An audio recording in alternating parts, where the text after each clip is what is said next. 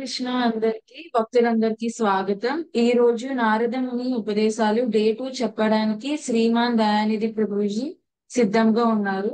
So అందరూ హరి బోల్ చెప్తూ వారిని ఆహ్వానిద్దాం. హరి हरी బోల్, बोल। हरि बोल। హరి हरी बोल। బోల్, हरी హరి हरी బోల్. बोल। హరే కృష్ణ గురూజీ, దండోత్ ప్రణామం గురూజీ. हरे कृष्णा कृष्णा प्रभु जी दानव प्रणाम। हरे कृष्णा प्रणाम। हरे कृष्ण गुरुजी దండో ప్రణామములు. हरे कृष्णा दंडोत प्रणाम तल्ली। हरे कृष्णा दंडोत प्रणाम।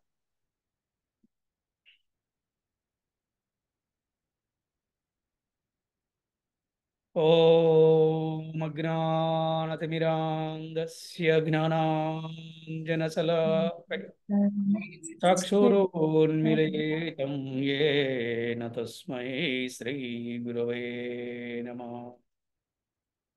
श्रीचैतन्यमनोभीष्टं स्थापितं येन भूतले स्वयं रूपः कदा मह्यं ददाति स्वपदान्तिकम्। नमो विष्णुपदाय कृष्णप्रेष्ठाय भूतले श्रीमते भक्तिवेदान्तस्वामिनिति नामिने। नमस्ते सरस्वती देवे गौरवाणी प्रचारिणे निर्विशेषा शून्यवादी पाश्चात्यते सतारिणे। जय श्री कृष्ण चैतन्य प्रभु नित्यानंद नित्यानंद श्री श्री अद्वैत अद्वैत गदाधर गदाधर श्रीवासादि श्रीवासादि गौरभक्त। गौर भक्त वृंद। हरे कृष्णा कृष्ण हरे हरे कृष्ण कृष्णा कृष्ण कृष्ण हरे कृष्णा हरे हरे हरे हरे हरे राम राम हरे हरे राम राम राम राम राम राम हरे। हरे ओम नमो भगवते वासुदेवाय। ओम नमो ओम नमो भगवते भगवते वासुदेवाय। वासुदेवाय। ओम नमो भगवते वासुदेवाय। ఓం ओम నమో ओम नमो नमो भगवते भगवते वासुदेवाय। वासुदेवाय। ओम नमो भगवते वासुदेवाय। ओम ओम नमो नमो भगवते वासुदेवाय। वासुदेवाय। హరే కృష్ణ. భక్తులందరికీ శ్రీకృష్ణ శుభమస్తు. అలాగే ఈ నిత్యం భాగవత సేవయ క్లాసుకి వచ్చేసినటువంటి భక్తులందరికీ కూడా ఆత్మీయ ఆహ్వానం పలుకుతున్నాను. హరే కృష్ణ. ఈరోజు మనము నారద ముని ఉపదేశాలు మరి 3వ రోజున మనం ఈరోజు చెప్పుకుంటున్నాం. నారద ముని ధర్మరాజుకి మధ్య జరిగినటువంటి సంవాదము అంటే కాన్వర్సేషన్ ఇక్కడ మనము చెప్పుకుంటున్నాం. దీని నారదముని ఉపదేశాలు. మానవుడు చేసే ధర్మ కార్యాలకు అనువైన స్థానాలను నారదముని చెప్పడం మొదలుపెట్టారు. అంటే ఏ ప్రాంతాల్లో ఎక్కడ ధర్మ కార్యాలు చేయడానికి అనువైనటువంటి స్థానము అనేట్టు మొదలుపెట్టారు. చరాచర జగత్తుకు భగవంతుడే ఆధారము కనుక శ్రీ విగ్రహము ప్రతిష్ఠించబడిన స్థానము అత్యంత పవిత్రమైన ప్రదేశం అని చెప్పాడనమాట. శ్రీ విగ్రహము ప్రతిష్ఠించబడిన స్థానము అత్యంత పవిత్రమైన ప్రదేశము అంటే మందిరము, దేవాలయము అంటే టెంపుల్. ఎవరైతే కేవలం విగ్రహము అని అనుకోకూడదు అనమాట. కేవలం రాయి లేకపోతే చెక్క అని ఎవరు అనుకోకూడదు. శ్రీ విగ్రహము ఎక్కడైతే ప్రతిష్ఠించబడతారో అక్కడ సాక్షాత్తు భగవంతుడు ఉన్నట్టే. అందుకే చూడండి, ముఖ్యంగా మన సాంప్రదాయంలో జనరల్గా భారతదేశ సనాతన సంప్రదాయంలో విగ్రహంలాగా ఎవరు భావించరు. అంటే గాడ్ ఈజ్ ఎ పర్సన్. అంటే ఆ ఒక్క స్వామివారు మనతో ఉన్నారు.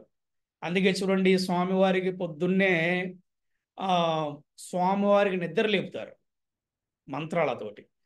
తర్వాత దంతావధానము, తర్వాత బాలభోగ, తర్వాత మంగళహారతి, తర్వాత మళ్ళీ వారికి స్నానము అంటే ఏంటి, అభిషేకము. మళ్ళీ ఆ తర్వాత వారికి మంచి అలంకరణ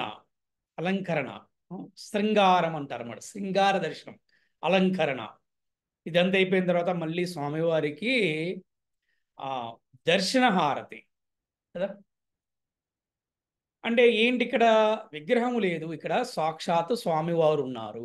మరి ఇటువంటి ప్రదేశాన్ని ఏమన్నారంటే అత్యంత పవిత్రమైన ప్రదేశం అన్నారు. అటువంటి ప్రదేశమే ధర్మ కార్యనిర్వహణకు ఉత్తమమైనది అన్నారు. ఏ విధంగా చూడండి, ఆ ప్రదేశంలో అన్నదానం చేసిన, ఆ ప్రదేశంలో గోవులకి సేవ చేసిన, ఆ ప్రదేశంలో వైష్ణవుల సేవ చేసిన, ఆ ప్రదేశంలో సంకీర్తన చేసిన, ఆ ప్రదేశంలో జపము చేసిన, ఆ ప్రదేశంలో స్వామివారికి పూలు కుట్టిన, ఆ ప్రదేశం మందిర మార్జనం చేసిన, ఏమి చేసినా కూడా అది అత్యంత పవిత్రమైన ప్రదేశం అని చెప్తున్నారు అన్నమాట. అలాగే పురాణ ప్రసిద్ధమైనటువంటి పవిత్ర నదులు, పారే ప్రదేశాలు కూడా దానికి ఉత్తమమైనవి. అంటే ముఖ్యంగా పవిత్ర నదులు మనం చెప్పుకుంటాం కదా, గంగా, యమున, సరస్వతి, కృష్ణ, కావేరి, నర్మద, ఇలా కొన్ని నదులు ఉన్నాయి. ఏవైతే ఉన్నాయో ఇవన్నీ కూడా పవిత్రమైనటువంటి నదులు. అలాగే ఇంకేముంది, కురుక్షేత్రము, అలాగే గయా, అలాగే ప్రయాగ, అలాగే నైమిసారణ్యము, అలాగే సేతుబంధము, ప్రభాసము, ద్వారక, వారణాసి, మధుర, ఇలాగా బదరికాశ్రమము, అలాగే సీతారాములు నివసించినటువంటి చిత్రకూటము, ఇటువంటి ఇటువంటి ప్రాంతాలన్నీ కూడా పరమ పవిత్రాలు అని నారదముని చెప్తున్నారు ఇక్కడ. దేనికి పవిత్రం? ధర్మకార్యాలు చేయటానికి. ఎందుకంటే స్థానబలం కూడా ఉండాలి. ఏ ప్రదేశంలో అయితే ఒక పాజిటివ్ వైబ్రేషన్ ఉంటుందో ఆ ప్రదేశం చేసే కార్యం ఎప్పుడు కూడా సంపూర్ణమవుతుంది, సఫలమవుతుంది. చేసిన వారికి, చేయించుకున్న వారికి అందరికి కూడా ఆనందంగా ఉంటుందన్నమాట. అందుకని స్థలం కూడా చాలా ఇంపార్టెంట్. ఎక్కడ పడితే అక్కడ మనం ఏమి పడితే అవి చేయలేము కూడా. అటువంటి ప్రదేశాలలో మనిషి చేసే ధర్మకార్యాలు సాధారణ ప్రదేశాల్లో చేసినప్పటికంటే కూడా 1000 రెట్లు ఎక్కువ ఫలాన్ని ఇస్తాయి. ఇప్పుడు ఒక విషయం మనకు గుర్తుకొస్తుంది. ఎలా అంటే ఈ హరే కృష్ణ మహామంత్ర జపము ఎక్కడ చేస్తే ఎక్కువ ఫలితం వస్తుందో మనం చెప్పుకుందామా మరి? చెప్తున్నాం గురుజీ. చెప్పుకుందాం ప్రభుజీ.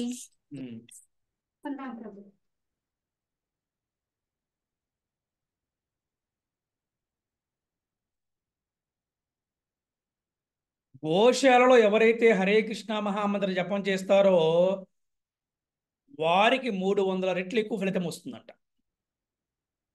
గోశాలలో కూర్చొని గోవును చూస్తూ ఎవరైతే జపం చేస్తారో వారికి 300 రెట్లు ఎక్కువ ఫలితం వస్తుందంట.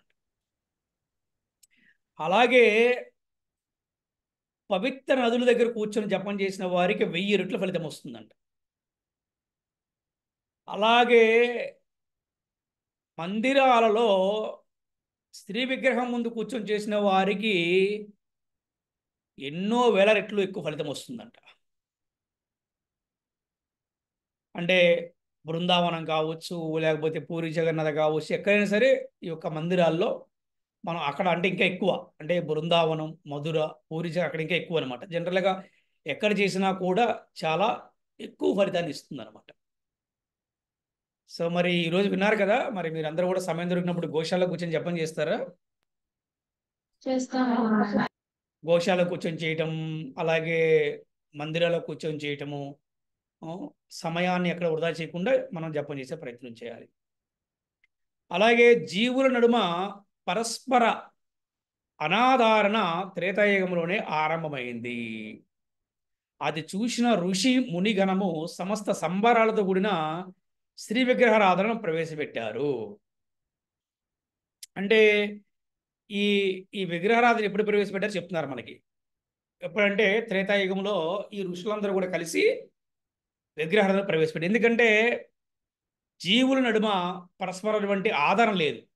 ఇప్పుడు ఫర్ ఎగ్జాంపుల్ చూడండి, మందిరం ఉండటం వల్ల, మందిరానికి అందరు రావటం వల్ల అందరూ ప్రేమతో హరే కృష్ణ ప్రభుజీ, హరే కృష్ణ మాతాజీ అని కలుసుకుని ప్రేమ అభిమానాలతో అందరు కలిసి భక్తి చేస్తూ, సంకీర్తనం చేస్తూ, నాట్యం చేస్తూ, భగవంతుడి సేవలు చేస్తూ ఉంటారు.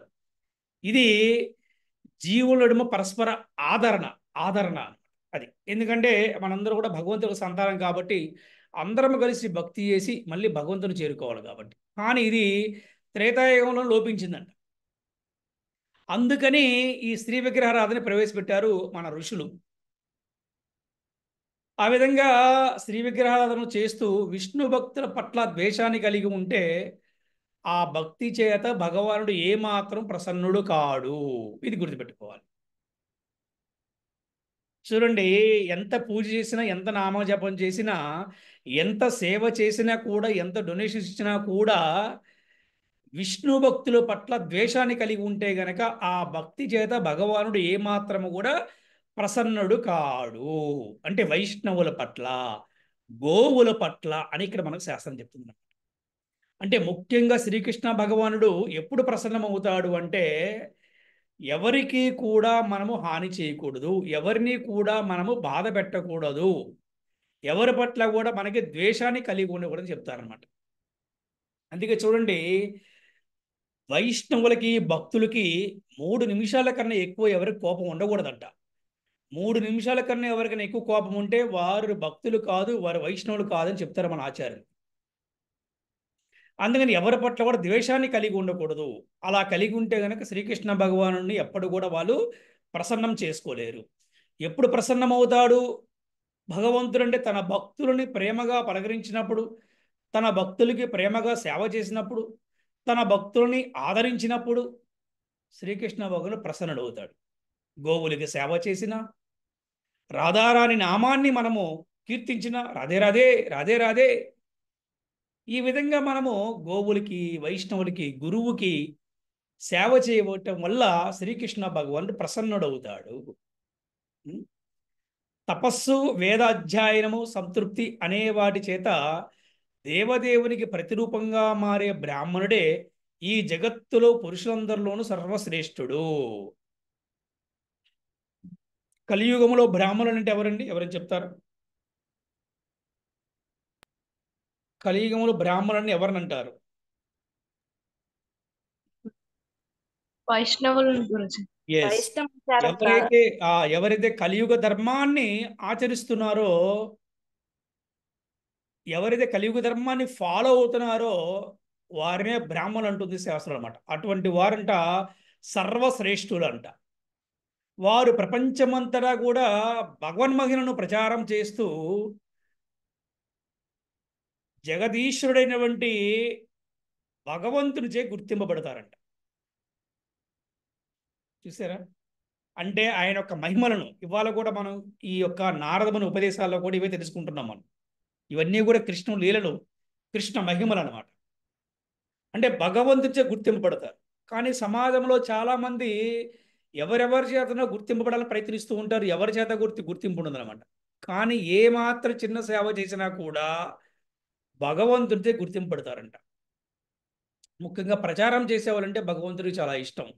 తన భగవద్గీతని చదివి అర్థం చేసుకుని ఆచరిస్తూ ఎవరికైతే బోధిస్తూ ఉంటారో వారికన్నా ప్రియమైన వారు నాకు వేరే వారు లేరని శ్రీకృష్ణ భగవానుడు 18వ అధ్యాయంలో చెప్పాడు భగవద్గీతలో.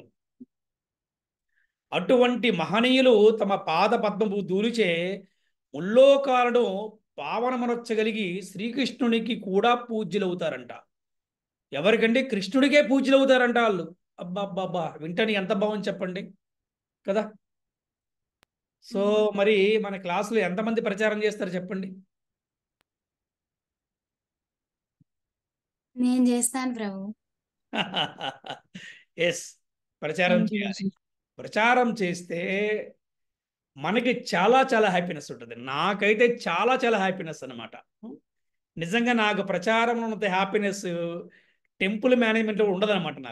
నాకు రియల్ హ్యాపీనెస్ ఏంటంటే ప్రచారం చేయాలి, భక్తులు చేయాలి, ఇదేనమాట.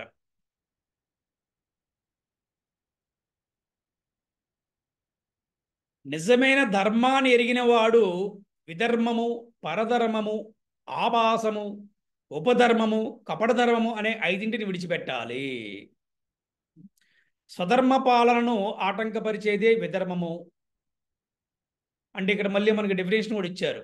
అంటే విధర్మం అంటే ఏంటో ఇక్కడ మళ్ళీ చెప్పారు. మన స్వధర్మ పాలనను ఆటంకపరిచేది, విధర్మము. అంటే మన సనాధర్మానికి ఎవరైతే ఆటంకం కలిగిస్తున్నారో అది విధర్మము. అన్యులు చే ప్రవేశపెట్టినది పరధర్మము. అన్యులు వాళ్ళకి ఏమీ నాలెడ్జ్ ఉండదు, ఎవరెవరు వచ్చి ఏదో చెప్తుంటారు, దాన్ని మనం పరధర్మం అన్నాం.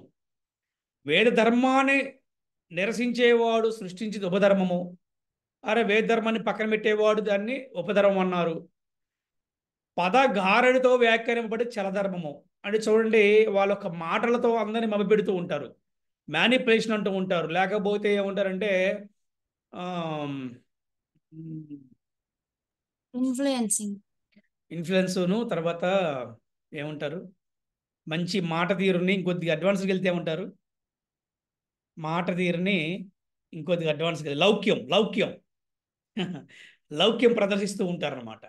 సో ఇవి ఏంటంటే ఈ పదగారిడితో, అంటే మంచి వాక్కుతోటి మంచి దీర్ఘాలతోటి అందరు నవ్విస్తూ ఏంటి ఆకట్టుకునే వాళ్ళని కూడా అది చలధర్మము, అది కూడా ఉపయోగం లేదనమాట. ఆశ్రమ ధర్మాన్ని మొండి వైఖరితో నిర్లక్ష్యపరిచేవాడు తయారు చేసింది అభాసము. ఆశ్రమ ధర్మం ఉంది మనకి. ఏ ఆశ్రమం? గృహస్థాశ్రము, మరి బ్రహ్మచర్యాశ్రము, గృహస్థాశ్రము, వానప్రస్థాశ్రము, సన్యాసాశ్రమం, 4 ధర్మాలు ఉన్నాయి. వీటిని మొండి వైఖరితో ఎవరిని నిర్లక్ష్యపరిచేవాడు తయారు చేస్తాడు, దాన్ని ఆభాసం అంటారనమాట. ఇవన్నీ మనకి ఎందుకండి, లైఫ్ ఈజ్ షార్ట్ అండి, చక్కగా ఎంజాయ్ చేయాలి, రిటైర్మెంట్ దగ్గర ఇంట్లో కూర్చొని చక్కగా అంటూ ఉంటారు అనమాట. దీన్ని నిర్లక్ష్యపరిచేవాడు అంటారనమాట. దీన్ని ఆభాసం అన్నారు. కానీ వర్ణాశ్రమ ధర్మాన్ని చక్కగా పాటించేవానికి తను అనుసరించే ధర్మము సమస్త క్లేశాలను నివారిస్తుంది అని చెప్తున్నారు. అంటే వర్ణాశ్రమ ధర్మము అంత ముఖ్యమైనది. ఏమిటి వర్ణాశ్రమం అంటే, విద్య నేర్చుకుంటానికి బ్రహ్మచర్య దీక్ష తీసుకొని గురుకులానికి వెళ్ళి గురువు దగ్గర విద్యను అభ్యసిస్తాడు. ఆ తర్వాత అతను బ్రహ్మచారి ఉండాలనుకుంటే బ్రహ్మచారిగా ఉంటాడు, లేకపోతే గృహస్థాశ్రమానికి వెళ్ళవచ్చు. శాస్త్రం చెప్తుంది, అది తప్పేమీ కాదు. అతను వివాహం చేసుకున్నాడు, చక్కగా గృహస్థాశ్రమాన్ని అతను స్వీకరిస్తున్నాడు, గృహస్థ ధర్మాన్ని పాటిస్తున్నాడు. అతనికి సంతానం కలిగారు, ఆ సంతానం పెద్దవాళ్ళయ్యారు, వాళ్ళకి పెళ్లిళ్ళు చేశారు. అప్పుడు ఏం చేయాలి? అప్పుడు వీళ్ళు వానప్రస్థాశ్రమాన్ని స్వీకరించాలి. అంతేగాని నేను ఇంట్లోనే ఉంటాను, మనవళ్ళు మనవరాలు ముది మనవలు అని చెప్పి అనుకుంటూ కుటుంబంలోని సమయంతో వృధా చేయకూడదు. ఇది వానప్రస్థము. లేకపోతే సన్యాసాస్త్రం ఉంది. మరి ప్రచారం కోసము, భగవన్నామని ప్రచారం చేయడం కోసం, భగవద్గీత భాగవతాలు బోధించడం కోసం, ఎంతోమంది బద్ధజీవుల్ని భక్తులు తీసుకురావడం కోసం సన్యాసం తీసుకోవచ్చు. అంతేగాని కేవలము కాషాయం వేసుకుంటే అందరూ బాగా గౌరవిస్తారు కాబట్టి, అందరూ బాగా డొనేషన్ ఇస్తారు కాబట్టి అనే ఉద్దేశంతో ఎవరు కూడా అటువంటివి చేయకూడదు. అంటే ఎవరైతే ఈ వానప్రస్థ అంటే వర్ణాశ్రమ ధర్మాన్ని ఎవరు చక్కగా పాటించేవాడికి సమస్త క్లేశాలు నివారిస్తుందంటే, ఏంటి క్లేశం అంటే కష్టాలు అనమాట, దుఃఖాలు, బాధలు, ఇవన్నీ కూడా నివారించిపోతాయంట. అలాగే చూడండి, చెప్పులు వేసుకున్న వ్యక్తి రాళ్ళపైన నడిచినా ముళ్ళపై నడిచినా ప్రమాదం ఉండనట్లు ఆత్మసంతుష్టుడైన వ్యక్తికి ఈ జగత్తులో దుఃఖమే ఉండదంట. బాగా మంచిగా వర్ణించారు కదా. చెప్పులు వేసుకున్నాడు వాడు, చెప్పులు వేసుకున్నవాడికి రాళ్లపై నడిస్తే ఏంటి, ముళ్ళపై నడిస్తే ఏంటి, ప్రమాదం ఉండదు కదా, వాడికి కాలి కుచ్చుకోదు కదా. అలాగే ఆత్మసంతుష్టుడైన వాడు అంటే ఆత్మతృప్తి కలిగిన వాడు అంటే ఏంటి, నాకేంటి, నా కృష్ణుడు నాతో ఉన్నాడు, నాకేంటి, నా కృష్ణుడు ఉన్నాడు. అనన్యా చింత ఎంతో మాం ఏ జనా పర్యుపాసతే తేషాం నిత్యాభియుక్తానాం యోగక్షేమం వహామ్యహం. ఏమంటున్నాడు? ఈ యొక్క శ్లోకానికి అర్థం చెప్పగలరా మన క్లాసులో ఎవరైనా? కృష్ణ గురుజీ. హరే కృష్ణ. అనన్య భక్తిచే నన్ను ఎవరైతే సేవ చేయుదురో వాడికి లేనివి సమకూరుస్తాను, ఉన్నవి సంరక్షిస్తాను. చెప్తున్నాడు. ఇంకా అటువంటి వాడికి ఇంకెందుకు చెప్పండి బాధ. కృష్ణుడే ఇక్కడ మనకు భరోసా ఇస్తున్నాడు 9వ అధ్యాయం 22వ శ్లోకంలో. అప్పుడు ఎలా ఉంటుంది? ఆత్మతృప్తి ఉంటుంది, ఆత్మ సంతుష్టి ఉంటుంది. అటువంటి వాడు దుఃఖం ఎందుకు చెప్పండి? అది తుఫాను వస్తే ఏంటి, సునామీ వస్తే ఏంటి, భూకంపం వస్తే ఏంటి, ఫ్లడ్స్ వస్తే ఏంటి, మునిగిపోతే ఏంటి, తేలితే ఏంటి? అరే ముంచిన వాడు లేపడా ఏంటి? నాకు అర్థంగా చెప్పండి ఏంటి. అట్లాగేనంటే అటువంటి భావన భక్తులకు మాత్రమే ఉంటుందన్నమాట. అందుకని ఈ జగత్తులో దుఃఖమే ఉండదు. ఎవరికి? ఆత్మతృప్తి కలిగిన వాడికి. అలాగే అతడు సర్వత్రా సుఖభావననే పొందుతాడు. కానీ లోబి అయిన వాడికి సమస్త దిక్కులను జయించిన సంతృప్తి ఉండదు. లోబి అంటే ఎవడు? మన వాళ్ళు ఎవరు చెప్తారా క్లాస్లో? లోబి అంటే ఎవరు? పిసినారి గురూజీ. పిసినారి. ఓకే, ఇంకా ఎందుకు పిసినారితనం? ఎక్కడ పిసినారి? అంటే భక్తి చేయడంలో కూడా ఆ భగవంతుడికి ఏవైనా సమర్పించుకోవడంలో కూడా ప్రతి విషయంలో స్పిరిచువల్ విషయాల్లో కూడా లోబిగా ఉండడం. Yes yes. సో లోబి ఉన్నవాడు ఎప్పుడు కూడా ఆనందంగా ఉండలేడు. అందుకే ఎప్పుడు కూడా అంట మనం ఎలా ఉండాలంటే ఇలా చేయి చేసేలా కాదు, ఇలా ఇచ్చేలా ఉండాలంట ఉన్న దాంట్లో. అప్పుడు ఏమవుతుందంటే ఇచ్చిన వాడికి ఎంతో ఆనందం, తీసుకున్న వాడికన్నా ఇచ్చిన వాడికి నిజమైన ఆనందం అంట. అందుకని సేవ చేసిన వాడికి నిజమైన ఆనందం ఉంటుంది. ఆ సేవ చేసే దాంట్లో తృప్తిపడిన వాడికి ఆ సేవ చేస్తూ ఉంటే వచ్చే ఆనందం ఎలా ఉంటుందంటే అసలు చాలా బాగుంటుంది అన్నమాట. అది నిజంగా అనుభవించిన తెలుస్తుంది అనమాట. సో అట్లాగా శాస్త్రం చెప్పి లోబి వాడు సొమ్ము లోకులు పాలుగాక అని చెప్తుంది. అందుకని లోబి అని ఉండకూడదు. అంటే ఎవరికి భగవంతుడి సేవ చేయడానికి కానీ మరి ఇంకెవరికైనా సేవ చేయడానికి కానీ లోబి ఉండకూడదు. తల్లికి, తండ్రికి, గురువుకి, భగవంతుడికి వాళ్ళేం కోరుకోరు. కానీ సేవ చేయటం వల్ల మన జన్మ పావనమవుతుంది, ఆ సకల పాపాలు నశించిపోతాయి. అది ఎలాగా? సేవ ద్వారా, దానము ద్వారా, ధర్మము ద్వారా, తపస్సు ద్వారా ఈ విధంగా పోతాయి. అందుకని లోబిగా ఎవరు కూడా ఉండకూడదు అనమాట.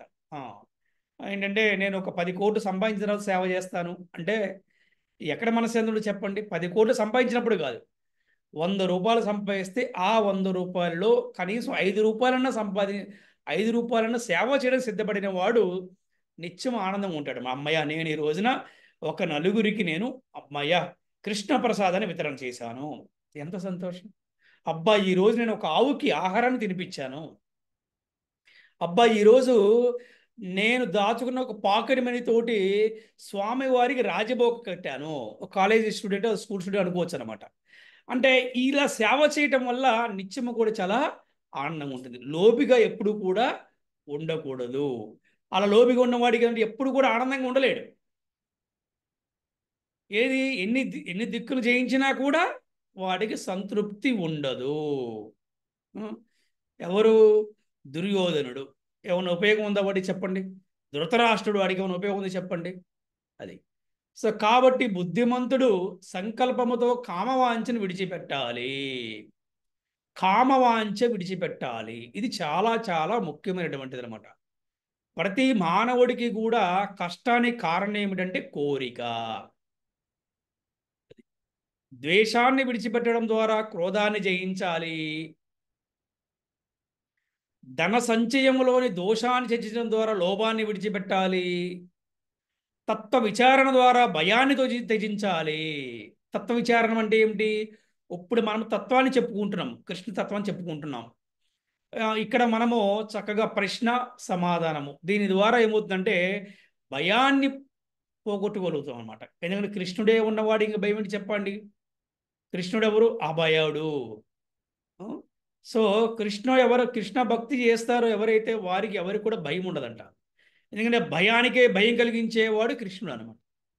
అలాగే ఆధ్యాత్మిక చర్చ ద్వారా శోక మోహాలను జయించాలి. మోహం అనమాట. చాలామంది మోహాన్ని ప్రేమ అనుకుంటారు, కానీ మోహం వేరు, ప్రేమ వేరు. అలాగే మహాభాగవతుని సేవ ద్వారా నిగర్వి కావాలి. అంటే మహాభాగవతులు, వైష్ణవులు, మంచి భాగవత ప్రవచనకర్తలు, శిక్షా గురువులు, దీక్షా గురువులు వీరందరి పట్ల వారి సేవ పట్ల ఎలా ఉండాలి అంటే వినయము, విధేయత సేవ చేయాలి. గర్వంగా సేవ చేయకూడదు.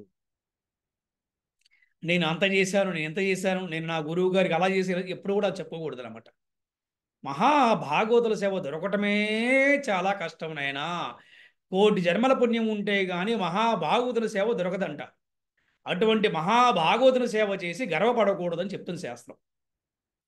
ఇకపోతే ఆహార విషయంలో సత్వగుణమును వృద్ధి చేసుకోవడం ద్వారా నిద్రను చేయించాలి. మరి ఎవరైతే సత్వగుణమును వృద్ధి చేసుకుని ఇలాగ ఆహార విషయంలో ఎటువంటి ఆహారం తీసుకోవాలండి? మనందరం కూడా చెప్పండి, మన క్లాస్లో మనందరం ఎటువంటి ఆహారాన్ని తీసుకోవాలి? సాత్విక ఆహారం. ఆ మనకి మనకి సత్వగుణం కూడా వద్దు. మనం సింపుల్గా మనం కృష్ణ ప్రసాదాన్నే స్వీకరించాలి. కృష్ణ ప్రసాదాన్ని స్వీకరించిన వాడు చక్కగా లిమిటెడ్గా నిద్రపోతాడు. అంటే నిద్రను చేయించాలంటే ఏంటి? నిద్రపోహం ఉండాలని కాదు అర్థం. పరిమితి ప్రకారంగా నిద్రపోవాలి. పరిమితి ప్రకారం నిద్రపోవాలి. అది నిద్రను చేయించడం అంటే. సత్వగుణము ద్వారా రజస్తమా గుణాన్ని జయించాలి. శుద్ధ సత్వగుణానికి చేరి సత్వగుణాన్ని కూడా జయించాలంట. ఎప్పుడు శుద్ధ సత్వగుణం వస్తుంది?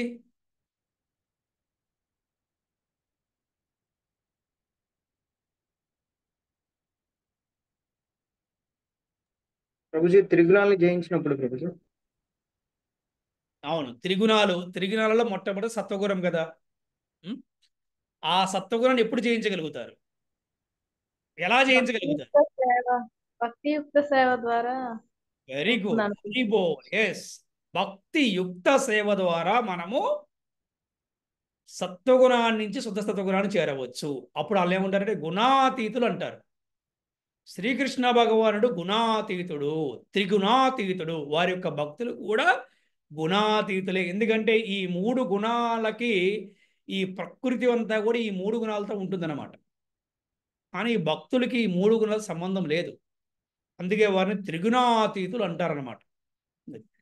అలాగే భక్తి శ్రద్ధలతో కూడిన గురుసేవ ద్వారా మనిషికి ఇదంతా సహజంగానే వసగూడుతుంది. చూసారా? అంటే మన జీవితంలో భక్తి చేయాలంటే మొట్టమొదటిగా గురువుని మనము ఆహ్వానించాలి. మన జీవితంలో భక్తి చేయాలంటే ముందు మొట్టమొదటిగా గురువుని మనము స్వీకరించాలి. సో మన జీవితంలోకి ఎప్పుడైతే మనము గురువుని మనము ఆహ్వానిస్తామో, గురువుని స్వీకరిస్తామో, ఎప్పుడైతే మనము గురువుకి సంపూర్ణమైన శరణాగతి పొందుతామో, చూడండి ఏం చెప్పారు ఇక్కడ. ఎవరు చెప్పారు? నారదుల వారు చెప్పారు స్వయంగా. గురువుని ఎవరైతే స్వీకరిస్తారో వారు సహజంగానే అన్నీ వచ్చేస్తాయంట. చూడండి ఎంత చక్కగా చెప్పారు. అంటే ఎలాగా అంటే చూడండి, భగవంతు నుంచి గురువుకి, గురువు నుంచి శిష్యుడికి. అందుకని ప్రతి ఒక్కరి జీవితంలో కూడా గురువు అనేవారు తప్పకుండా అవసరమని నారద ముని వారు ఇక్కడ చాలా చక్కగా చెప్తున్నారు. ఈ విధంగా అతడు ప్రకృతి గుణ ప్రభావాన్ని దాటగలుగుతాడంట. అమ్మో, ఈ ప్రకృతి చూసామా చాలా కూడా ప్రభావితమైనది. అమ్మో, ఇప్పుడు ఒక విషయం గుర్తుకొచ్చింది, మనం చెప్పుకోవాలి. చూడండి, ఈ వరదల సందర్భంగా ఎంతో మంది కూడా బాధపడ్డారు కదా. అవునా? ఇది ఎలా వచ్చింది? ప్రకృతి సంబంధించిందే కదా కదా. కానీ చాలా మంది కూడా ఇంకా రికవర్ అవ్వలేకపోయారు. కానీ మన వైష్ణవులు మాత్రం ఏడవటం కానీ దిగులు పెట్టుకుంటాం కానీ లేకుండా, మేబీ లోపల ఏదో కొద్దిగా బాధ ఉన్నా కూడా మళ్ళీ ఎమ్మటే వాళ్ళు రికవరీ అంటే తొందరగా మనసును సరి చేసుకొని మళ్ళీ యథావిధిగా వారి యొక్క సేవను కొనసాగిస్తూ ఉన్నారు కదా. అంటే వారు ప్రవచనాలు చెప్తున్నారు, మళ్ళీ వారు గోశాలను మళ్ళీ పునర్నిర్మాణం చేస్తున్నారు, అలాగే టెంపుల్ రెనోవేషన్ వర్క్ స్టార్ట్ చేస్తున్నారు, అంటే నామజపం చేస్తున్నారు, అందరికీ చేయమని కూడా చెప్తున్నారు, ప్రచారం కూడా చేస్తున్నారు. ఇది చూసారా? అంటే ఇది ఈ శక్తి ఎలా వస్తుంది అంటే ఇదే అనమాట. అంటే త్రిగుణాతీతులు అంటే ఇదే. వైష్ణవులు కానీ అంటే కృష్ణుడు కానీ కృష్ణ భక్తులు కానీ వారు త్రిగుణాతీతులు.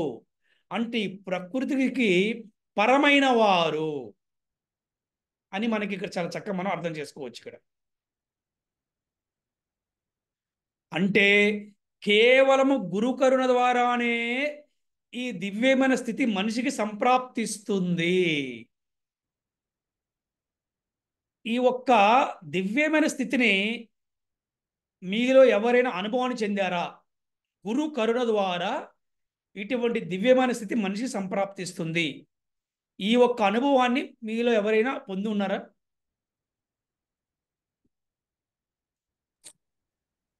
హరే కృష్ణ ప్రభుజీ, దండత్ ప్రణామం. దండత్ ప్రణామాలు. హరే కృష్ణ ప్రభుజీ. గురు కృప ఉంది కాబట్టినే ప్రభుజీ జపం చేయగలుగుతున్నాం ప్రభుజీ. భగవంతుని సేవ చేసుకుంటున్నాం ప్రభుజీ.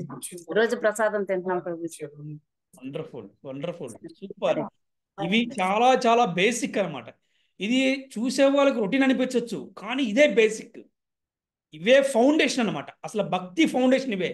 నామజపము, చక్కగా మరి కృష్ణ ప్రసాదము, అలా క్లాసులు వింటాం. ఈ మూడు కూడా the basic fundamentals in spiritual platform అనమాట. ఈ మూడు రొటీన్ అనుకోకూడదు. ఈ మూడు చాలా చాలా, ఈ మూడు బాగుంటే అన్నీ బాగుంటాయి. పునాదులు బాగుంటే గోడలు బ్రహ్మాండం ఉంటాయి అన్నమాట. అందుకని ఎప్పుడు కూడా ఈ మూడు కూడా పర్ఫెక్ట్గా ఉంది అంటే ఏంటంటే కేవలము గురుకృప ద్వారా ఇలాగ జరుగుతూ ఉంటుంది అనమాట. అటువంటి గురుదేవుని అతడు సాక్షాత్తుగా భగవంతుడిలాగానే భావించాలి. ఆయనను సాధారణ మానవులను భావిస్తే వేద అధ్యయనము, జ్ఞానము అన్నీ కూడా గజస్నానంలాగా వ్యర్థమవుతాయి. ఇది చాలా చాలా ఇంపార్టెంట్. ఎప్పుడు భక్తి పోతుంది అంటే గురువుని సామాన్య మానవులాగా భావించకూడదంట, సాక్షాత్తు భగవంతుడిలాగానే భావించాలంట. చూడండి, ఇవాళ ఎందుకు మన ఇస్కాన్ ఇంత బాగా ప్రచారం జరుగుతుందంటే నిత్యము కూడా గురువుకి, అంటే మన ఇస్కాన్ ఫౌండరాచార్య ఈజ్ డివైన్ గ్రేస్ భక్తి వేదాంత ప్రభుపాదుల వారికి నిత్యము కూడా భగవంతుడికి సమానంగా ఆయనకి పూజ జరుగుతుంది, భగవంతుడికి సమానంగా ఆయనకి భోగ జరుగుతుంది. ఇదేనమాట. అందుకని ఇవాళ చూస్తే మన టెంపుల్ యొక్క సక్సెస్ అంటే గురు పూజే. అందుకే చూడండి, మన భక్త బృందం ఎక్కడున్నా కూడా మంగళహారతి గురు పూజకి మాత్రం మిస్ అవ్వరు. అంత పవర్ఫుల్ అనమాట గురు శక్తి, మామూలు శక్తి కాదు. ఎందుకంటే గురువుకి అలా చేయటం వల్ల కృష్ణుడు ప్రసన్నుడైపోతాడు. అబ్బా, నా భక్తుని ఎంత బాగా పూజిస్తున్నారు, అబ్బా నా భక్తుని ఎంత బాగా కీర్తిస్తున్నారు. ఏమంటాం మనం? శ్రీల ప్రభుపాదికి జై అంటాం. అనగానే కృష్ణుడు అంటే ఎంతో ఆనందపడతాడంట. అరే ఎందుకంటే కృష్ణుడు ఆనందపడతాడు? కృష్ణుడికి డైరెక్ట్గా పూజ చేయొచ్చుగా, కృష్ణుడికి డైరెక్ట్గా అన్న భోగ పెట్టచ్చుగా, పెడుతున్నాంగా. అంటే తన సంతానాన్ని, తన కొడుకునో కూతురునో ఎవరన్నా మెచ్చుకుంటే, ఎవరన్నా పొగిడితే తల్లిదండ్రులకి ఎంత ఆనందం చెప్పండి. అట్లాగా తన భక్తులు కీర్తిస్తూ ఉంటే, తన భక్తులకు పూజ చేస్తూ ఉంటే, తన భక్తులు గౌరవిస్తూ ఉంటే, అసలు కృష్ణుడికి తన భక్తులకు సేవ చేస్తూ ఉంటే కృష్ణుడికి ఎంతో ఆనందం అంట. నేను మాత్రం ఈ యొక్క ఎక్స్పీరియన్స్ని మన గొల్లపూడి జగన్నాథ్ మందిరంలో నేను చూశాను. ప్రభుపాద వారికి సేవ చేస్తుంటే ఆ వైబ్రేషన్ అయితే ఎంజాయ్ చేశాను పర్సనల్గా. నేను పర్సనల్ ఎక్స్పీరియన్స్ అయ్యాను. అంటే ప్రభుపాద సేవ చేస్తూ ఉంటే ఆయనకి హారతి ఇస్తున్నప్పుడు కానీ, లేకపోతే ఆయన డ్రెస్సింగ్ చేస్తున్నప్పుడు కానీ ఒక వైబ్రేషన్ వస్తుంది బాడీకి. అంటే కారణం ఏంటి అంటే కృష్ణుడే ప్రసన్నుడైపోతాడంట. అందుకని ఎవరు కూడా గురువుని సామాన్యమైన వ్యక్తిలాగా భావించకూడదు అని సాక్షాత్తు నారదుల వారు, అంటే మహాభాగవతులైన, అంటే వేదవ్యాసుడికే అని గురువు అనమాట. మరి అటువంటి గొప్ప గురువు ఏం చెప్తున్నాడంటే ఎవరు కూడా గురువుని సామాన్యమైన వ్యక్తిలాగా ఎవరు కూడా భావించకూడదు. అలా భావించడం వల్ల ఏమవుతుందో తెలుసా? ఏమవుతుందంటే వేద అధ్యయనం చేసినా, ఎంత భక్తి చేసినా, జ్ఞానం ఉన్నా కూడా అన్నీ కూడా గజస్నానంలాగా పోతాయంట. అన్నీ కూడా గజస్నానం అంటే ఏంటి? మొత్తం పోయినట్టే ఇక అంతా. ఇది చాలా జాగ్రత్తగా ఉండాలి. అనుష్ఠానము, విధి నియమాలు, తపస్సు, యోగాభ్యాసం అనేవి మనోనిగ్రహానికే ఉద్దేశించబడినవి. అనుష్ఠానం అంటారు. అనుష్ఠానము అంటే స్వామివారికి సేవ, అంటే ఉదయం నుంచి సాయంత్రం వరకు ఏవైతే భగవంతుడి హారత కావచ్చు, గాయత్రి మంత్రం సంధ్యావందనం కావచ్చు, అలాగే నియమాలు కావచ్చు, జపం కావచ్చు, ఇవన్నీ కూడా మనోనిగ్రహానికి ఉద్దేశించబడినవి. ఆ విధంగా మనస్సు నిగ్రహపడిన తర్వాత మనిషి దేవదేవుని భజనకు సమ్మతించనిచో ఆ కార్యాలన్నీ కూడా వృధా శ్రమయే అవుతాయంట. ఇది చాలా వ్యాలిడ్ పాయింట్. నేను కేవలము అనుష్ఠానమే చేసి కూర్చుంటాను, లేకపోతే నేను కేవలం పూజ చేసి కూర్చుంటాను అంటే కనుక అవన్నీ వృధా అయిపోతాయంట. అంటే భజన అంటే భగవంతుని కీర్తించటం. చెప్తారు కదా మనకి, తేషాం సతతయుక్తానాం భజదాం ప్రీతిపూర్వకం దదామి బుద్ధి యోగం తం ఏన మాముపయాంతి తే. ఎవరైతే నాకు ప్రేమగా సేవ చేయుదురో వారికి తగిన బుద్ధి యోగము నేను వసిగదని చెప్తున్నాడు భగవంతుడు. అంటే ఇక్కడ భజతాం ప్రీతిపూర్వకం. అనుష్ఠానం చేసాం, శక్తి వచ్చింది. భక్తి చేసాం, శక్తి వచ్చింది. మరి భక్తి ద్వారా వచ్చిన శక్తిని మళ్ళీ ఎక్కడ మనం ఎక్కడ ఉపయోగించాలి అంటే భగవంతుని భజన చేయడంలో ఉపయోగించాలంట, భగవంతుని సేవ చేయడంలో ఉపయోగించాలి ఏంటి. అలాగే గోవులకి సేవ చేయడంలో, వైష్ణవ సేవ ఇలాగా మనం ఎప్పుడు కూడా భగవంతుని మనం భజిస్తూ ఉండాలి. ఇవన్నీ చేసినా, ఎంత వేదాధ్యయనం చేసినా, ఎంత అనుష్ఠానం చేసినా, ఎంత తపస్సు చేసినా భగవంతుని భజన కనుక చేయకపోతే, భగవంతుని కీర్తన కనుక చేయకపోతే ఇది అంతా కూడా వృధా అయిపోయినట్టే అని చెప్పి ఇక్కడ మనకి చాలా చక్కగా చెప్తున్నారు. ఎందుకు నారదముని చెప్తున్నారంటే నారదముని ఆచరిస్తాడు కాబట్టి. ఎప్పుడు ఆయన ఏం చేస్తుంటాడు, ఎప్పుడు కూడా నారాయణ నారాయణ నారాయణ ఎప్పుడు భజిస్తూనే ఉంటాడు. అంటే ఆచరించిన వాడు చెబితేనే కదా ఎవరైనా కూడా ఆచరించగలిగేది. అందుకని నారదుల వారు చక్కగా ఆచరిస్తున్నాడు కాబట్టి నారదుల వారు ఈ విధంగా చెప్తున్నారు.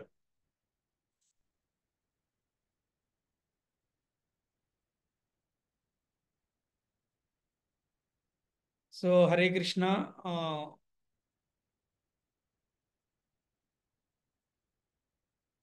సో తిరిగి మళ్ళీ మనము రేపు మళ్ళీ నారదముని ఉపదేశాలు 4వ రోజు రేపు చెప్పుకుందాము. శ్రీల ప్రభుపాదికి జై, శ్రీల గురు జై, అనంత కోటి వైష్ణవ భక్త బృందకి జై. హరి హరి బోల్. సో మీలో ఎవరైనా ప్రశ్నలు ఉంటే అడగవచ్చు. అలాగే ఈరోజు జరిగిన క్లాసు గురించి, ఈ ఒక్క దాని గురించి ఎవరైనా మీరు ప్రజెంటేషన్ ఇవ్వగలిగితే ఇవ్వచ్చు మీరు ఎవరైనా సరే. హరే కృష్ణ. ఒకసారి మళ్ళీ అడగండి మాతాజీ. హరే కృష్ణ గురుజీ, ధన్యవాద ప్రణామం. చిన్న ప్రశ్న గురుజీ, వానప్రస్థ ఆశ్రమం అంటే ఏంటి, అందులో ఏం రూల్స్ ఫాలో అవ్వాలి అని గురుజీ. వానప్రస్థాశ్రమం అంటే మనకి వివాహం అయిన తర్వాత, మన సంతానం ఎవరైతే మన పిల్లలు పెద్దవాళ్ళు అయిపోయిన తర్వాత, వారికి వివాహాలు అయిపోయిన తర్వాత మనము 2 విధాలుగా చేయొచ్చు. ఒకటి, కుటుంబాన్ని విడిచిపెట్టి ఏదన్నా మందిరాలకి ఆశ్రమాలకు వెళ్ళి సేవ చేస్తూ నిరంతరము కూడా భగవంతుడి యొక్క ధ్యానంలోని జీవితాన్ని గడపాలి. అది వానప్రస్థాశ్రమం. 2, గృహంలో అందరూ కనుక భక్తులైతే, భక్తికి ఆటంకం కనుక లేకపోతే చక్కగా ఇంట్లోనే ఉండి భక్తి చేసుకుంటూ తీర్థయాత్రలకు వెళ్ళి మళ్ళీ ఇంటికి వచ్చి వెళ్తూ ఉండొచ్చు. అంతేకాకుండా అన్ని తీర్థయాత్రలకు వెళ్ళి అప్పుడప్పుడు ఇంటికి వచ్చి కొడుకునో కూతురునో కోడలనో పిల్లనో చూసి మళ్ళీ వస్తూ కూడా ఉండొచ్చు. ఇది వానప్రస్థాశ్రమం. కానీ మెయిన్ మోటో ముఖ్యంగా ఏంటంటే మన మనసు పూర్తిగా భగవంతుడికి అంకితము. ఇక నా జీవితం భగవంతుడికి అంకితం అనే భావనలో ఉండాలి. బాగా జపం చేసుకుంటూ, బాగా సేవ చేసుకుంటూ ఉండాలి. అలా ఉండటం వల్ల ఏమవుతుందంటే మనం చివరి రోజుల్లో ఎవరైతే కృష్ణుని తలుచుకుంటూ శరీరం విడిచిపెడతారో వారు గోలోకానికి వెళ్తారు, అంటే మోక్షం వస్తుందని చెప్తుంది శాస్త్రం. ఇది వానప్రస్థం యొక్క ముఖ్య ఉద్దేశం. ఇదేనా ట్రైనింగ్ అనమాట. దేనికి? భగవంతుడు చేరుకోవడానికి ట్రైనింగ్ అనమాట. సన్యాసాశ్రమానికి ముందు ఇది ట్రైనింగ్, వానప్రస్థాశ్రమం. కానీ కలియుగంలో సన్యాసాశ్రమం అనేది మ్యాండేటరీ కాదు, కంపల్సరీ తీసుకోవాలని రూల్ ఏం లేదనమాట. సన్యాసం తీసుకోకపోయినా కూడా చాలామంది మోక్షాన్ని పొందిన వాళ్ళు ఉన్నారు. సో కలియుగంలో ముఖ్యంగా మన వాళ్ళు ఎందుకు సన్యాసం తీసుకుంటారంటే ప్రచారం చేయడం కోసం సన్యాసం తీసుకుంటారు. అందుకని వానప్రస్థాశ్రమాన్ని స్వీకరించి కూడా మంచిగా ప్రచారం చేయొచ్చు, అలాగే మన భక్తిని కూడా చేయొచ్చు. ఇది వానప్రస్థాశ్రమం యొక్క ఉద్దేశం. హరే కృష్ణ. ఓకే, హరే కృష్ణ. మంచి ప్రశ్న అడిగారు. హరే కృష్ణ. అది కాదని ప్రభుజీ, మాధవ సేవయే మానవ సేవ అవుతుందని. ఇదివరకు అది నమ్మేవాళ్ళం. ఇస్కాన్కి కొంచెం కనెక్ట్ అయ్యాక లేదు, భగవంతుడికి మనం సేవ చేసుకుంటే భగవంతుడు చూసుకుంటారు అందరినీ, మనకి అడవిలో ఏనుగుకి ఎవరు పెడుతున్నారు, అంత ఆహారం అన్ని పడుతున్నాయి కదా అన్న మీకు వచ్చాను కదా ప్రభుజీ. అలాంటప్పుడు నేను మొన్న వరదల్లో సంఘటనలో అంతమందికి వరదలు వచ్చి అంత బాధపడుతున్నప్పుడు మనం అవి వదిలేసి అభిషేకాలు చేసుకుంటా ఇవన్నీ మాధవ సేవే మానవ సేవ అంటే కూర్చోలేదు ప్రభుజీ. అందరు డివోటీస్ కూడా మన ఇస్కాన్ వాళ్ళు కూడా అందరూ వచ్చి అన్నదానం చేయడం అంతా వాళ్ళకి ఇవ్వడం చేశారు కదా ప్రభుజీ. అవును. ఇప్పుడు ఎలా సమర్థించవచ్చు అంటారు? అంటే మనం ఇస్కాన్ వ్యతిరేకిస్తారు. కాదు కాదు, మానవ సేవ మాధవ సేవలతో మాధవుడి సేవయే అవుతుంది. మానవ సేవ మాధవుడికి చేసుకుంటే చాలా అని అంటారు కదా. అవును. ఇక్కడ అది ఫుల్ఫిల్ కాలేదు కదా ప్రభుజీ. అలానే అందరూ మానేస్తే వీళ్ళందరూ ఏమై ఉండేవాళ్ళు?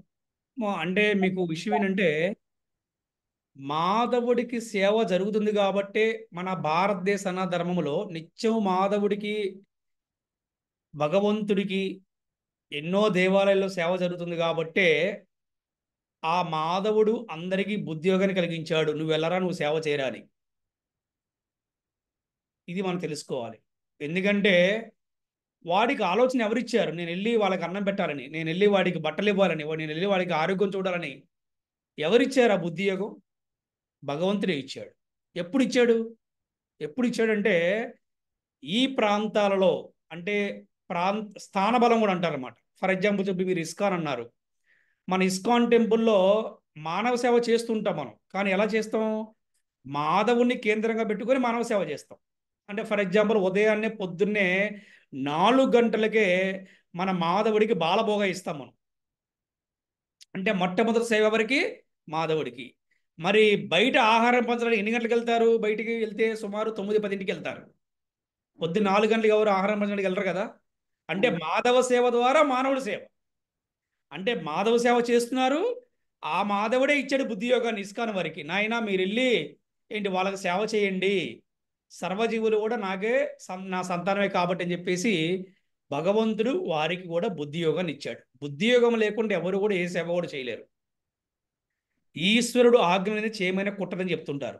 అంటే భగవంతుడు ఆజ్ఞ లేనిది ఎవరికి ఏది అందదు. నీళ్ళు అందవు, ఆహారం అందదు, అర్థమైందా? ఏది కూడా అందనమాట. అందుకని భగవంతుడే, అంటే మాధవుడే బుద్ధిస్తాడు. రాజకీయ నాయకుడికైనా, సేవ చేసే వాళ్ళకైనా, భక్తులకైనా. ఇస్కాన్ కాకుండా ఇంకా చాలా ఆర్గనైజ్ కూడా చేసాయి.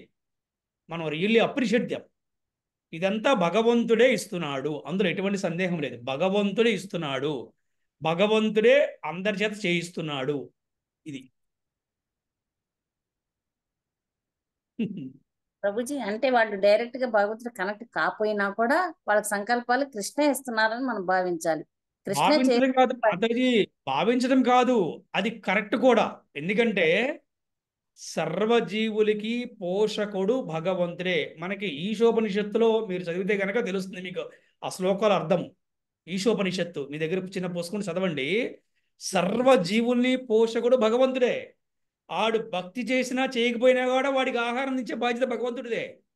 ఇంటిలో వాడు సరైన దారి లేకపోయినా, వాడు దుర్మార్గుడైనా, వాడు తాగుబోతే తిరిగిపోతే కూడా తల్లిదండ్రులు వాడికి అన్నం పెడతారు, వాడికి బట్టలు ఇస్తారు. కానీ కొన్ని విషయాలు వాడిని దూరం ఉంచుతారు. అలాగే భగవంతుడు కూడా ప్రతి ఒక్క జీవికి కూడా ఆహారాన్ని భగవంతుడు అందజేస్తున్నాడు. అందులో ఎటువంటి సందేహం లేదు. వాడు ఎంత దరిద్రుడైనా కూడా సాయంత్రానికి వాడికి ఆహారం వెళ్తుంది.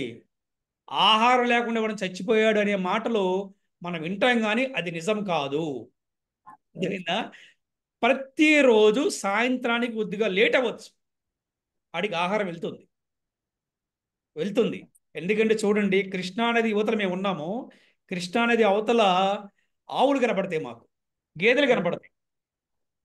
మాకు బాగా తిరుగుతున్నాయి. మాకు ఒక ఆయన చెప్పాడు ఏంటంటే అక్కడంట కావాల్సిన నీళ్ళు తాగితే కావాల్సిన మేత వేస్తున్నాయి, అవి హ్యాపీగా ఉన్నాయంట అక్కడ. మరి అవి ఎవరిని విడిచిపెట్టారంటే విడిచిపెడతాం కాదు. ఈ వరదల్లో కొట్టుకున్నటువంటి గేదెలు, వరదలు కొట్టుకునే ఆవులన్నీ కూడా అక్కడ చేరుకుంటాయంట. ఇది ఐలాండ్లో, ఆ మధ్యలో ఉన్న ఐలాండ్లో, నది మధ్యలో. అరే ఇక్కడ మనం రోజు ఆవులకి వాటికి బ్రష్ చేస్తాం, పసుపు పెట్టి స్నానం చేయిస్తాం, పచ్చగడ్డేస్తాం, ఎండి గడ్డేస్తాం, కొబ్బరి పిండేస్తాం, దానా వేస్తాం, బెల్లం పెడతాం కదా. అంటే కానీ అక్కడ మరి అది ఎవరు చేస్తున్నారు? అలా చనిపోలేదు, అవి బ్రహ్మాండంగా ఉన్నాయి. మన ఆవుల కన్నా అవే చాలా ఆరోగ్యం అని చెప్తున్నాడు ఒక ఆయన. చెప్తున్నాడు నేను ఐలాండ్ వెళ్ళానండి, మన ఆవుల కన్నా అయ్యే బాగున్నాయి చెప్తున్నాడు. అంటే ఏంటి కారణం ఏంటి? దేవుడు పెడుతున్నాడు కృష్ణ. అలాగే మొన్న వరదల్లో కూడా ఎంత మంది సేవ చేశారు తెలుసా? ఎంత మంది సేవ చేశారంటే ఈ ఆలోచన బుద్ధియోగాన్ని భగవంతుడే ఇస్తున్నాడు. సర్వకారణకారకుడు భగవంతుడే. అందరి హృదయాల్లో భగవంతుడు ఉన్నాడు చెప్పడానికి ఇది కూడా ఒక పెద్ద ఉదాహరణ. హరే కృష్ణ మాతాజీ. హరే కృష్ణ. Thank you. హరే కృష్ణ. హరే కృష్ణ. మంచి సమయం అని చెప్పాలనుకుంటున్నాను. చెప్పండి చెప్పండి గాయత్రి. అంటే మొదటన మీరు అసలు హరికృష్ణ మహామంత్రం అనేది ఎక్కడ చేస్తే ఆ ఇంకా మంచి ఫలితం లభిస్తోంది అని చెప్పారు. అంటే స్థాన బలం ఎక్కడ మంచిది అని. మొదటిదేమో గోశాలలో చేయడం వల్ల చాలా మంచిది అని, తర్వాత ఏమో పవిత్ర నదులు తీరాన, అలానే శ్రీ విగ్రహాలున్న మందిరంలో చేయడం వలన ఎక్కువగా మనకి ఫలితం అనేది లభిస్తుంది. అక్కడ చేసే పీస్ఫుల్ గా మంచిగా ఇంకా దేవుణ్ణి మనం ఎక్కువ స్మరించుకోవచ్చు అని. ఆ తర్వాత భగవంతుడికి ఎవరు ఎక్కువ ఇష్టము అని అంటే భగవంతుడి గురించి ఎవరైతే ఎక్కువ ప్రచారం చేస్తారో భగవంతుడికి వాళ్ళంటే చాలా ప్రీతి అని, వాళ్ళంటే చాలా ఇష్టం అని చెప్పారు. అలానే వైష్ణవులకి ఎక్కువ కోపం ఉండకూడదు అని చెప్పారు. వైష్ణవ భక్తుల పట్ల కోపం ఉన్న వాళ్ళకి వాళ్ళు ఎంత భక్తి చేసినా ఇలా ఉన్నా గానీ వాళ్ళకి ఫలితం అనేది ఉండదు అని చెప్పారు. నిజమైన వైష్ణవ భక్తులైతే 3 నిమిషాల కంటే ఎక్కువ కోపం ఉండదు అని చెప్పారు. అలానే వైష్ణవులకి ఇంకా ఉండవలసిన గుణాలు గురించి చెప్పారు. ఆ తర్వాత మనకి ఒక గురువు అనే వాళ్ళు చాలా ముఖ్యమని చెప్పారు. ప్రతి ఒక్కరి లైఫ్ లో ఒక గురువు అనే వాళ్ళు ముఖ్యమైన పాత్రను పోషిస్తారు. అలానే గురువుని మనం అసలు సామాన్య మనిషిలాగా అసలు చూడకూడదు. భగవంతునికి సమానంగా గురువుని పూజించడం వలన మనకి ఇంకా మంచిగా భక్తిలో ముందుకు వెళ్ళడం కానీ మనం అనుకున్నవి అంటే మనం ఏదైతే చేయాలనుకుంటున్నామో గురు కృప వల్ల, గురు కరుణ వల్ల మనకి అవన్నీ లభిస్తాయని చెప్పారు ప్రభుజీ. ఎక్కువ ఎప్పుడు భగవంతుని సేవలోనే ఉండాలి అని చెప్పారు. నేను అది నేర్చుకున్నాను ప్రభుజీ వాళ్ళ క్లాస్ నుంచి. Hare Krishna. Very good. Hare Krishna. Very good.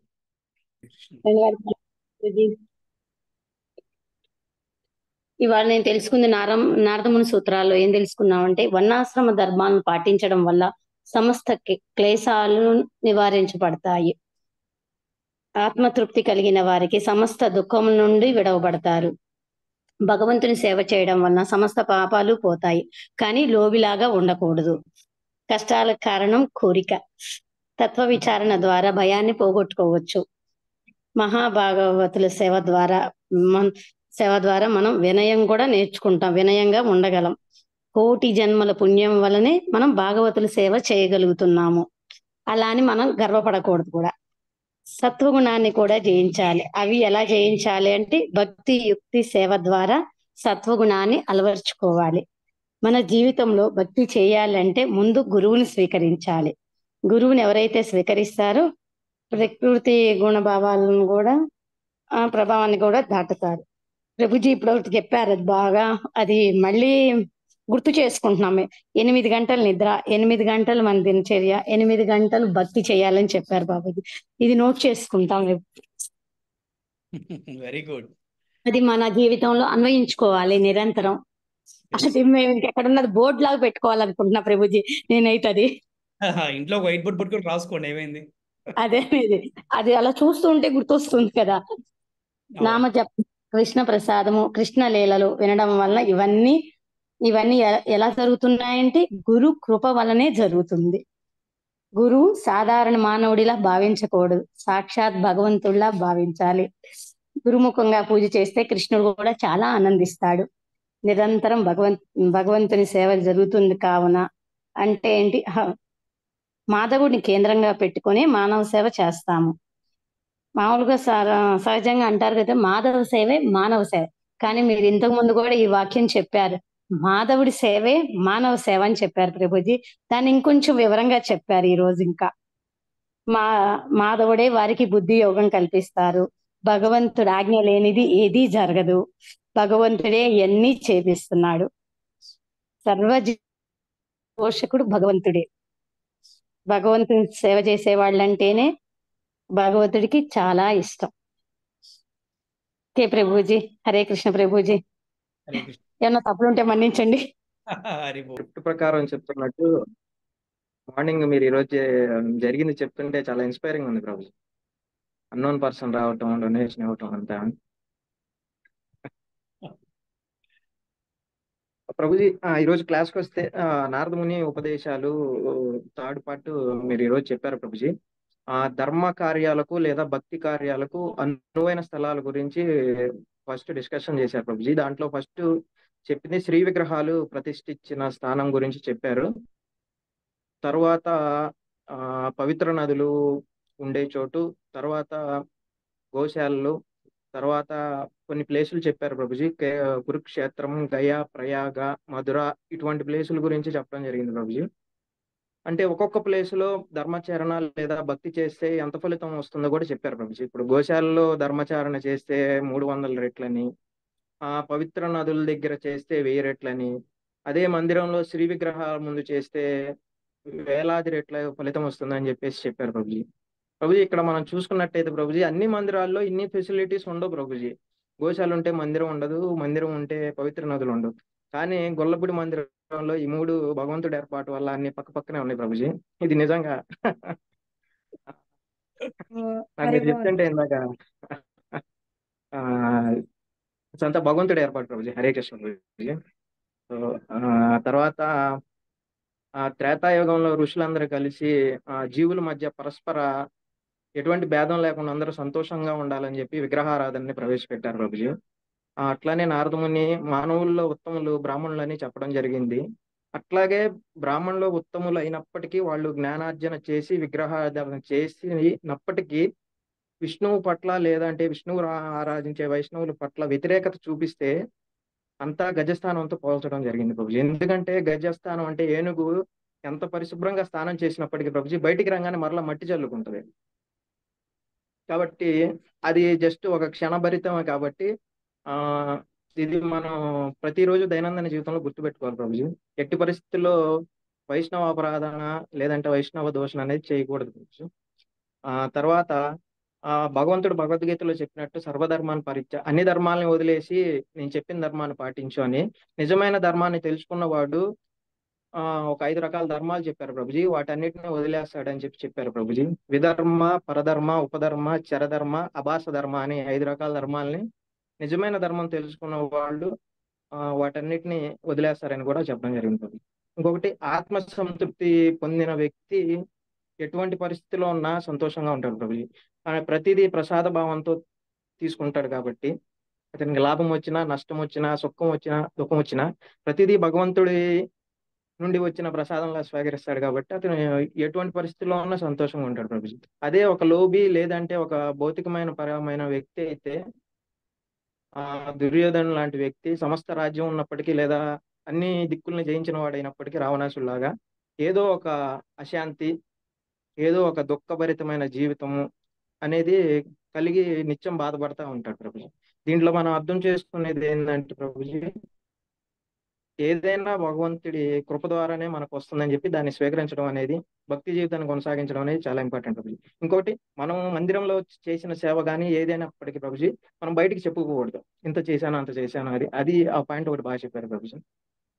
ఇంకోటి ఎస్ ప్రభుజీ ఒక మంచి గురువుని మనం ఎన్నుకోవాలి ప్రభుజీ. మన భక్తియుక్త జీవితం అనేది మనం ఎన్నుకునే గురువుని పట్ల ఆధారపడి ఉంటుంది. కాబట్టి తద్విద్ది ప్రణిపాతేన అని చెప్పారు కదా ప్రభుజీ. ప్రణిపాతేన అంటే మనం ఎంచుకునే గురువుని బట్టే మన భక్తి జీవితం ఆధారపడి ఉంటుంది. కాబట్టి ఆ గురువుని మనం ఎటువంటి పరిస్థితిలో సామాన్య మానవుడిగా భావించరాదు ప్రభుజీ. భావించినట్లయితే అది మన భక్తి జీవితం అక్కడి నుండి పతనం అవటం ఆరంభిస్తుంది. అండ్ లాస్ట్ పాయింట్ చెప్పారు ప్రభుజీ, భక్తి ద్వారా వచ్చిన శక్తిని తిరిగి భగవంతుడిని కీర్తించడంలోనే ఉపయోగించాలి ప్రభుజీ. ఆ శక్తిని మెటీరియల్ థింగ్స్ కి ఉపయోగిస్తే మన భక్తి అనేది అక్కడే స్టాటిక్ గా ఉండేది అని చెప్పారు. హరే కృష్ణ ప్రభుజీ. హరే కృష్ణ, చాలా బాగా చెప్పారు. Very good. Hare Krishna Prabhuji. So ఈరోజు ఉపదేశాల్లో నేనేం తెలుసుకున్నాను అంటే, ఫస్ట్ పాయింట్ హరే కృష్ణ మహామంత్రాన్ని మనం గోశాలలో గాని పవిత్ర నదుల దగ్గర గాని మందిరాల్లో గాని కృష్ణుని ముందు గాని జపం చేస్తే దానికి ఇంకా ఇంకా ఇంకా చాలా పవర్ ఉంటుంది అని తెలుసుకున్నాను ప్రభుజీ. అండ్ మనం ఎప్పుడు కూడా కృష్ణ భక్తుల మీద గాని వైష్ణవుల పట్ల గాని గోవుల పట్ల గాని అసలు ద్వేషం అనేది ఉండకూడదు. అండ్ మనకి మన జీవితం పట్ల గాని వేరే వాళ్ళ జీవితం పట్ల గాని అసలు నిర్లక్ష్యం అనేది ఉండకూడదు. నిర్లక్ష్యం ఉండకుండా ఉండాలి అంటే వర్ణాశ్రయం ధర్మాన్ని పాటించాలి. లైక్ బ్రహ్మచర్య దీక్షను తీసుకోవాలి, గృహస్థాశ్రమంని పాటించాలి, వానప్రస్థాశ్రమం అండ్ అలాగే సన్యాసాశ్రమం. అంటే ఎవరైతే ఈ వర్ణాశ్రయ ధర్మాన్ని పాటిస్తారో వారికి సమస్త దుఃఖాలు పోతాయి అని తెలుసుకున్నాను. అంటే వాళ్ళకి ఏం తెలుస్తుంది అంటే ఆత్మతృప్తి అనేది కలుగుతుంది. ఆత్మతృప్తి కలగడం అంటే అన్ని కృష్ణుడే చూసుకుంటారు, నాకు కృష్ణుడే ఉన్నారు, అన్నిటికీ అతనే నాకు వెనుకుని ఉంటారు అని. లైక్ మనకి 2వ అధ్యాయం 14వ శ్లోకంలో మాత్ర స్పర్శస్తు కౌంతేయ శీతోష్ణ సుఖ దుఃఖద ఆగమపాయనో నిత్య సాంస్కృతిక భారత్. అంటే కష్టాలు సుఖాలు అనేవి శీతాకాలం ఎండాకాలం లాగా వస్తూ పోతూనే ఉంటాయి. సో ఇంకా అవి స్టాండర్డ్ గా ఉండవు కాబట్టి దాని అంతా అసలు మనం బాధే పడకూడదు. అండ్ అలాగే 9వ అధ్యాయం 22వ శ్లోకం ద్వారా మనం స్వార్థం లేకుండా కృష్ణుడు తప్ప మనకి ఇంకొక గతి లేదు, ఇంకొక దారి లేదు అని అనన్య భక్తితో ఎవరైతే భక్తి చేస్తారో వారికి ఉన్నవన్నీ సంరక్షిస్తారు, లేనివన్నీ సమకూరుస్తారు.